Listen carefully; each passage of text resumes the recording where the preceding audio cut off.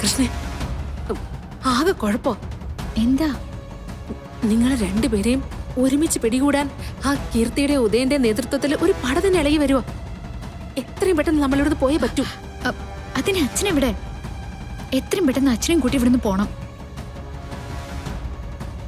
നവീൻ, ഇനിയിപ്പോ നിർമ്മാണ പ്രവർത്തനങ്ങളൊക്കെ ആയിട്ട് താൻ അങ്ങോട്ട് വരുമല്ലോ. അപ്പൊ നമുക്ക് വിശദമായിട്ട് സംസാരിക്കാം.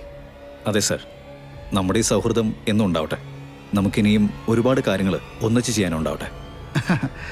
ഓക്കെ, ശരി എന്നാ. സാറേ, പോകുമ്പോഴേ ആ മൂളുകുട്ടി കൊണ്ട് പിടിച്ചോണ്ട് പോണേ. അതുകൊണ്ട് എന്താ മൊത്തം ശല്യം വന്നേ. ആ താൻ പേടിക്കണോ മാണിക്കുഞ്ഞെ, ഞാൻ അതിനെ അങ്ങ് കൊണ്ടുപോയിക്കോളാം. ആശ്വാസം. ശരി Naveen, okay. See you soon. ഓക്കെടോ. സാർ,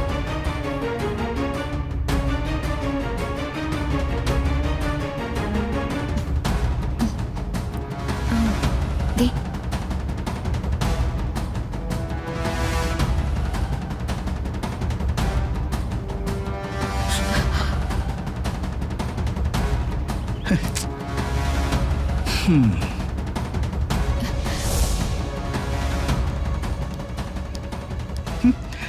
എന്താ മോളെ ഇത്?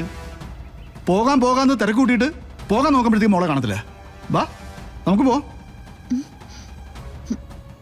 ഏ വാ മോളെ, വാ താന്ന്. വാ. അയ്യോ മോളിക്കുട്ടി, അച്ഛൻ ഞാനാണെന്ന് കരുതി ഗാഥയും കൊണ്ട് പോവാൻ പോവാ. എന്താ ചെയ്യാ? ശ്ശോ.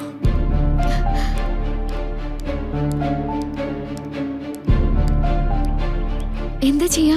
ശ്ശോ, എന്റെ കർത്താവെ കുഴഞ്ഞല്ലോ. മോളിക്കുട്ടി, നീ എന്തേലും ഒന്ന് ചെയ്യും. ചെല്ലേ.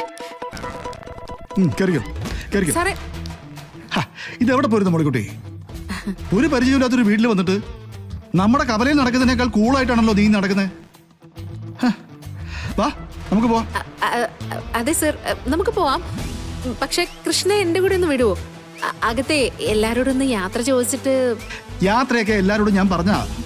ഇനിയിപ്പോൾ അതിനൊന്നും നിൽക്കണ്ട, നമുക്ക് പുറപ്പെടാം. വാ കയറി കയറി അത് കയറി മോളെ.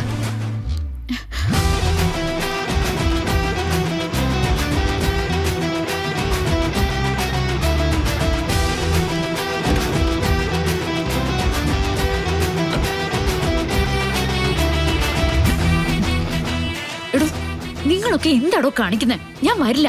ഷൂ, പറയുന്നത് കേൾക്ക്. ഇപ്പൊ തൽക്കാലം സാറിനൊപ്പം കാറിൽ കയറിയേ പറ്റൂ. ഓ, തൽക്കാലം ഒന്ന് അഡ്ജസ്റ്റ് ചെയ്താൽ മതി, ബാക്കി ഞാൻ ഏറ്റു. ഷോ, എനിക്ക് ഭ്രാന്ത് പിടിക്കുന്നു. എല്ലാവരും അതേ അവസ്ഥയിൽ തന്നെയാ. അതെ, ഇതൊക്കെ ഒന്ന് ഒതുക്കി ഗാഥയ്ക്ക് തന്നെ ഇവിടെ നിൽക്കണമെങ്കിലേ മര്യാദയ്ക്ക് വണ്ടിയിലേക്ക് കയറ്. മക്കളെ കയറി വാ. ഒന്ന് കേറ്.